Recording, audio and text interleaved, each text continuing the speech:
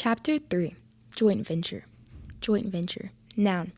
2 or more people joining forces to sell a certain amount of goods or to work on a single project. When the goods are sold or the project is finished, the joint venture ends. Your sister's really... Shut up, said Evan. Huh? Just shut up. She's okay. She doesn't look... She's okay, so just shut up. Yeah, okay, said Scott, holding up his free hand to show he meant peace. Evan was getting abused on both sides. The heavy cooler was banging against his inside leg with every step, and the plastic chairs were scraping against his outside leg. Bruised and bloodied, he thought to himself. All for the fun of hanging out with Scott Spencer. Why couldn't Jack have been home, or Ryan? And why did Adam have to be on the Cape this week? It stunk. How far are we walking? Grunted Scott. Just to the corner. Evan watched as drops of sweat fell off of his face and landed on the hot sidewalk. We should have stayed in the driveway. It was shaded. The corner's better. Trust me, said Evan. He remembered when Jesse had said the same words to him last summer. They were setting up a lemonade stand together, and Evan had been grumbling about dragging the cooler across the street and down 2 houses, just like Scott. But Jessie had insisted. There's sidewalk on this side, she said. So we'll get the foot traffic coming in both directions, and people in cars coming around the curve will have time to see us and slow down. Besides, there are a bunch of little kids on the side street, and their mothers won't want them crossing Damon Road. The corner's better, trust me. And she was right. They'd made a ton of money that afternoon. It took 10 seconds to set up the lemonade stand.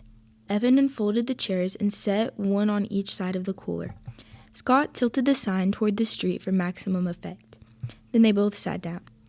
Man, is it hot, said Evan. He took off his baseball cap and wiped the sweat from his shirt with his shirt. Then he grabbed an ice cube from the cooler, balanced it on his head, and stuck his cap back on. Yeah, said Scott. I'm thirsty. He reached into the paper bag and pulled out a cup. It was one of those large red plastic cups that vendors use at professional baseball games. Then Scott took one of the pitchers from the cooler and filled the cup to the brim with lemonade. Hey, not so much, said Evan, pouring himself a cup too, but only part way. He glugged down half his drink. Not bad, he thought, though he noticed a dead fruit fly floating on the top. His mom had been battling a mad fruit fly infestation ever since the weather had turned really warm. The kitchen sink area where they kept their fruit bowl was dotted with tiny, feathery fruit fly corpses. Scott drained his cup and tossed it on the ground. Ah, he said, satisfied. That was good.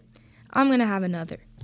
Evan reached for the trashed cup and stowed it under his seat. No, come on, Scott.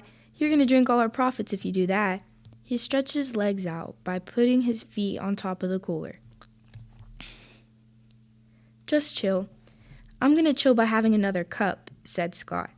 There it was, that mean bite in Scott's voice. Evan's shoulders tensed up. Move your feet, said Scott. It's hot out here. Dude, Evan sat up expectantly and looked down the street. Hey, here comes our first customer. A mother pushing a double stroller came into view. At the same time, one of the kindergartners from down the street rode her bike up, noticed the sign, and quickly pedaled back to her house. Within 5 minutes, there was a small crowd of neighborhood kids and pedestrians buying lemonade from the stand. Evan let Scott handle all the money while he took care of the pouring and the sweet talk. That's what his mother called it when a salesperson chatted her up. Trust me, she had once told Evan and Jesse, buying something is only half about getting something. The other half is all about human contact. Miss Tresky knew about these things because she was a public relations consultant. She'd even written a booklet called 10 Bright Ideas to Light Up Your Sales for one of her clients, and Evan was like her. He was good at talking with people, even grown-ups. It was easy for him. So he kept the conversation flowing along with the lemonade. People hung around. Most of them bought a second cup before they left. Evan was so busy, he almost didn't notice Jessie flying out of the garage on her bike and riding down the street toward town. Good riddance, he thought, but at the same time, he wondered where she was going.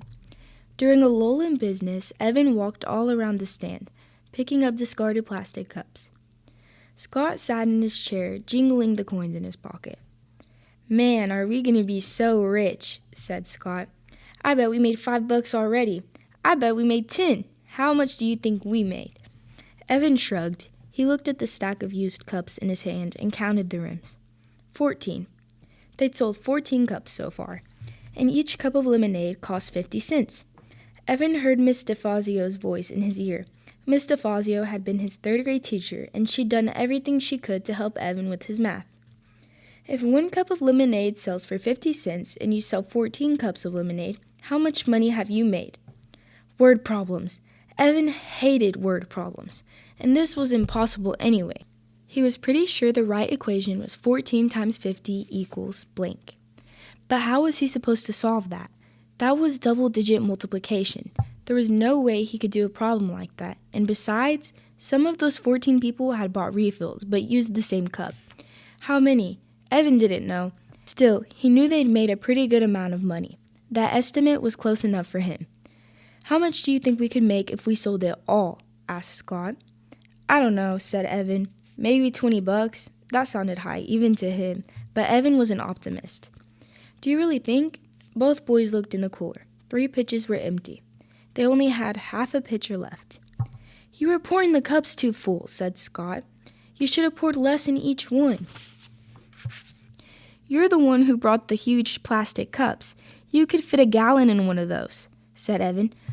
Besides, I wasn't going to be chintzy. They're paying a whole $50 for it. They deserve a full cup. And anyway, we can go home and make more.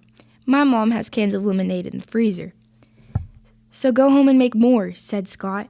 Oh, yes, Your Majesty. Oh, High Commander, Your Infiniteness. Why don't you go make it? 'Cause I'm chillin', said Scott, leaning back in his chair with a stupid grin on his face. Evan knew he was just joking, but this was exactly why he didn't like Scott. He was always thinking of himself, always looking for some way to come out on top. If they were playing knockout, Scott always had to come up with a new rule that helped him win. If they were doing an assignment together, Scott always figured out how to divide it so he had less work to do. The kid was a weasel. No two ways about it.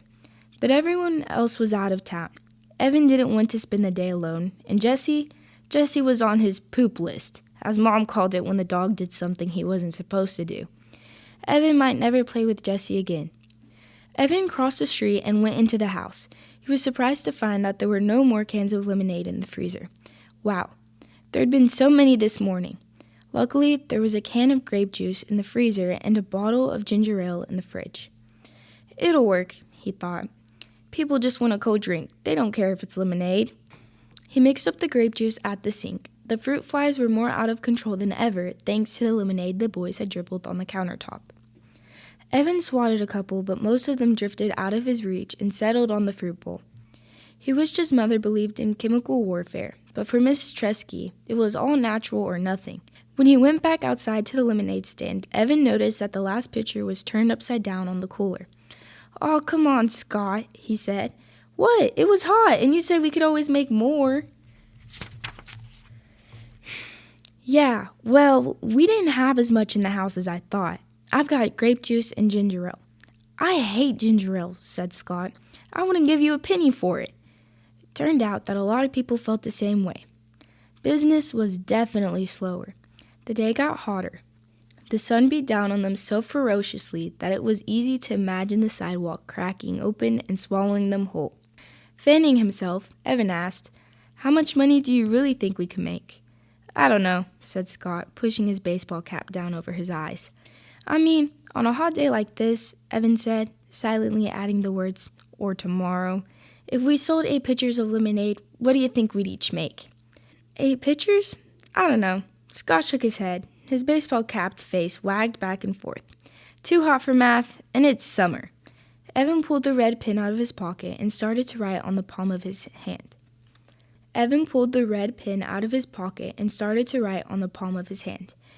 8 times 50 divided by 2? That didn't seem right. Jessie would know. She'd do that math in a second. Evan capped the pen and jammed it into his pocket. "But I bet it's a lot," said Evan. "I bet on a hot day like this, we could actually make some real money in the lemonade business." "Yeah," said Scott. "Then we'd be rich and I'd get an Xbox, the new one, with the dual controls." "I'd get an iPod," said Evan. He'd been saving for one for over a year, but every time he had some money put away, well, it just disappeared. Like the $10 from Grandma. She'd even written in her card, "Here's a little something to help you get the music thing you want." But the money was gone. He treated Paul and Ryan to slices of pizza at Townhouse. It had been fun. "That'd be so great, to listen to music whenever I want," said Evan. "I could tune you out," he added in his own head. They sat in silence, feeling the heat suck away every bit of their energy. Evan was hatching a plan. The heat wave was supposed to last at least 5 days. If he and a friend, not Scott, set up a lemonade stand every day for 5 days, he'd definitely have enough to buy an iPod. He imagined himself wearing it as he walked to school. Wearing it on the playground. "Hey, Megan. Yeah, it's my iPod. Sweet, huh?" Wearing it in class when the teacher droned on about fractions and percents. "Nah, but it would be so cool. At least there would be one thing that didn't totally stink about going back to school." After 2 hours, they decided to call it quits. Sales had dropped off fast, then stopped altogether. "Hey, did you notice something?" asked Evan, stacking the chairs. "What?" said Scott. "When we started the stand, most of our business came from that direction." He pointed down the street toward the curve in the road. "But after an hour, not one person who walked past us from that direction bought a cup. Not one. They all said, 'No thanks,' and kept on walking. Why do you think?" "Dunno," said Scott. "Boy, you're a real go-getter," said Evan. "You know that?" Scott socked him in the chest, but Evan defended and knocked Scott's cap off. While Scott was scrambling for his hat, Evan said, "Just hang here for a minute, okay?" and set off down the street. As soon as he rounded the curve, he knew why business had fallen off so badly. There was Jesse and Megan Moriarty from his class. They were standing inside a wooden booth, and their sign said it all. "Lemonade. Frosty. Delicious. Thirst-quenching. Wow! Only 50 cents per cup?" By the looks of it, their business was booming. Evan watched as Jesse accepted a fistful of dollar bills from a mother surrounded by kids. At that moment, Jesse looked...